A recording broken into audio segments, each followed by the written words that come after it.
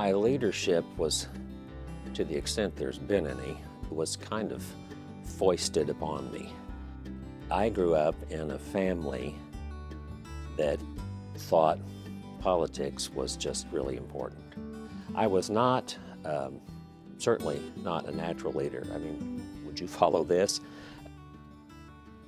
And I remember when I ran for student council president, I was kind of bookish, so nobody ran against me that year. And I won, and then when I was in law school, I decided to run for the legislature and miraculously survived. I was in the legislature for 10 years. I'm a slow learner. My favorite single thing was getting Angie DeBoe's portrait painted and hung in the rotunda. Now, tens of thousands of school children have to learn about Angie DeBoe. And all history is biography. And if they learn about this remarkable person, you talk about a leader, you talk about a public intellectual.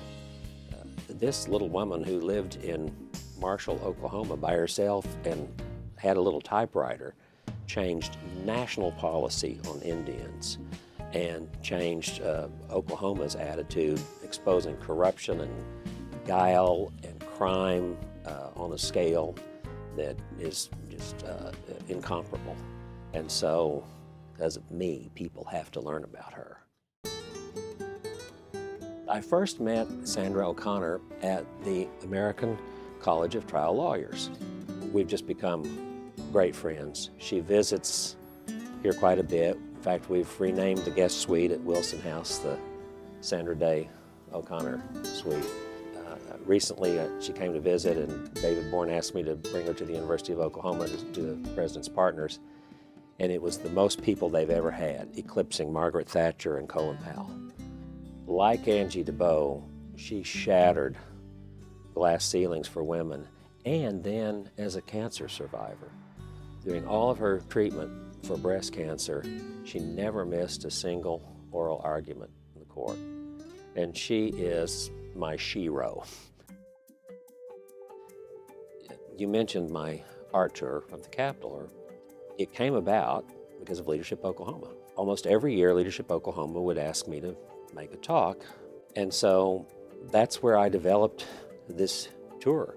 And many of those paintings are personal friends of mine. I'm in one.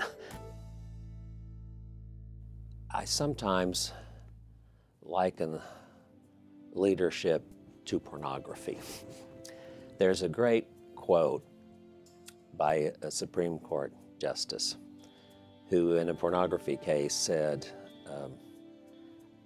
I don't know how to define pornography, but I know it when I see it, and this isn't it. I've spent a lot of time thinking about leadership. Are leaders born? Some are, most are not. Are leaders created by the exigency of a situation that comes? A lot of times. Can you train leaders? Sure. Can you teach virtue? Of course. But I don't really know how to define it. I don't know what, I don't have a catchy definition of leadership. I'll work on one.